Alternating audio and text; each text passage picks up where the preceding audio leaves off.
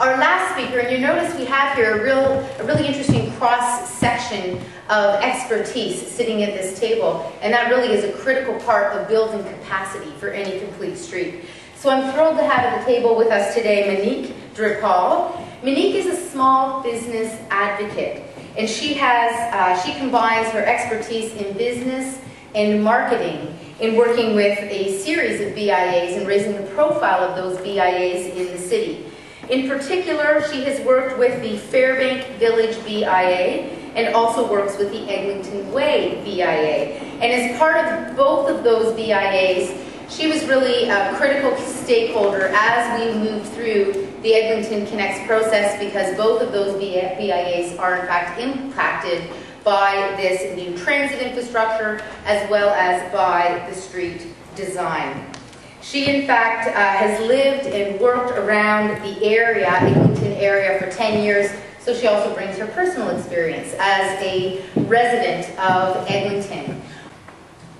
So I discovered in my work with the BIAs that I and the BIAs are the only people who know what a BIA is. So, with that, I'd like to say that BIA stands for Business Improvement Area, and it's comprised of an association of commercial property owners and tenants within a defined area. For the Eglinton Way BIA, it's between Chaplin and Boreal Parkway on Eglinton. All the businesses, all the property owners on Eglinton, between Chaplin and Boreal Parkway, are part of our BIA. And most BIAs are, actually all BIAs are comprised of volunteer boards. So these are primarily business owners and property owners that don't really have a whole lot of time, that are volunteering time to help improve the area. The other caveat is that there's also minimal staff. So in a number of cases, there's only one staff. And in some cases, it turned out to be the equivalent of me. So if something goes wrong with the printer, I'm IT. Bookkeeping, I'm it, right? Answering the phone, I'm it. So attending Eglinton consultation meetings, again, wound up being me. Primarily, BIAs are concerned with beautification and marketing the area. Dealing with the city planning staff is completely outside of our comfort zone. And so, with that in mind, there are a number of challenges during the consultations. And primarily being my time as well. When I tried to convince the board that it was important for me to attend these meetings in order to put the BIA perspective forward, they were like, why? Why should we be paying you to do that when you need to be running the office, when you need to be dealing with other things, dealing with the plants and the flowers and the benches, etc. So I said, but there's a whole bunch of cyclist advocates that are trying to put a cyclist lane on Eglinton. And they're like, what? Yeah, okay, go ahead. Go ahead. So, prior to that, there was a little bit of a refusal to engage. One of the things we discovered as well, actually before I go into this, with the challenges was that some of the terminology that we went through, I guess I'm missing a slide here. Is it the next one? Oh, here. Oh, I see. All right, I'll go back. We found with the consultations that there was generally a one-size-fits-all approach. They were trying to figure out, okay, if what works for one BIA should work for all BIAs. And what they didn't understand is that the different BIAs all operated in different manners. Some of them had staff, some of them didn't. Some of them had the time to come out to meetings, some of them didn't. There were some concerns that overlapped, the main one being no cyclist lane. But there were some things where the consultation staff were trying to figure out how to get information out to BIAs, whether it be a notice to the merchants or via email. And I discovered that between the two BIAs that I worked with, Fairbank did not have merchants that were engaging on email or Twitter or Facebook, any social media at all, whereas Eglinton Way did. So the means of communication needed to be different. One of the other things that we discovered was that, well, I discovered anyways, was in attending these meetings, I felt like I was the only person that did not understand the terminology that was used. So in one instance, somebody said, well, why don't we have bollards to deal with the cyclists? And I'm sitting there thinking to myself, please somebody ask what a bollard is. And nobody did. So eventually I was like, could somebody tell me what a bollard is? Because for the life of me, I couldn't figure out whether I could agree with it or not. So, for anybody else who doesn't know what a bollard is, it's these little white things on the side here that helps to cushion the cyclists from the traffic. The other one that I remember was laybys. They're like, oh, well, you know, for parking, you could always do a layby.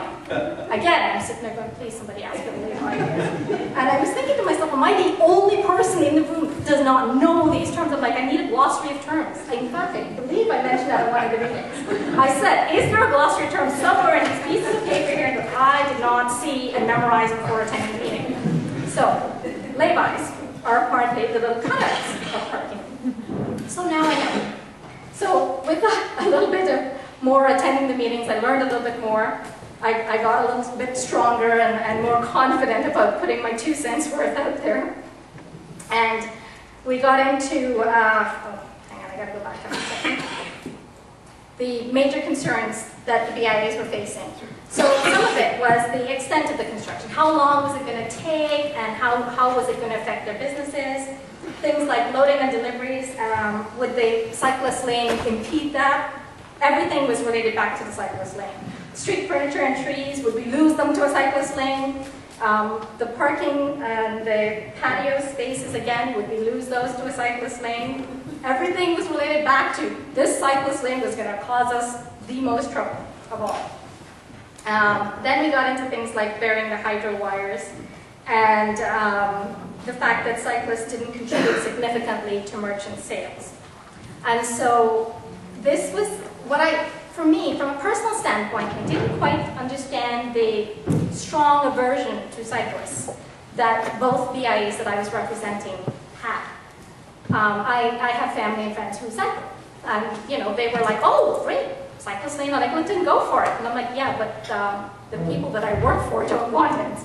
So I mentioned this a number of times to the Cycle Toronto folks.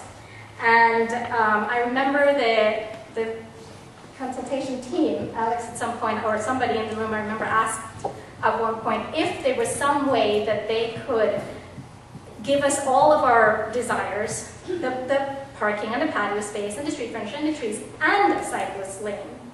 Would the BIA support this? And prior to that meeting, going in, both BIAs had said hell no to cyclist lanes. So this was my mandate going in. It was a no if the cyclist lane thing came up again. And then I get asked this question, and I said, you know, it doesn't seem like it would be feasible to us. No. So they tried again. They reworded the question a number of times. And eventually, I was caught in this struggle because I really wanted to support the cyclist lane. And so finally, I remember that I volunteered for Eglinton 2020, an organization that was comprised of Cycle Toronto advocates, residents, and BIAs. And I said, as vice chair for Eglinton 2020, I support the cyclist lane. And that was my way out of it. And I learned a lot from these discussions. I remember thinking, I never knew how much was involved in city planning from these discussions. One of the things that Alex had mentioned before, that little card game with the slots of designing your perfect street. I remember sitting with a group of folks and fighting over wanting, you know, where to put the patios, and where to put the bike lanes, and where to put the left-hand turn lanes, and then trying to figure out where to put the cyclist lane and all of that as well. And it was a useful exercise because I remember thinking, I don't understand why the planners can't figure it out. And here I was trying to make it all sit in this little tight little space. Anyways, hold on.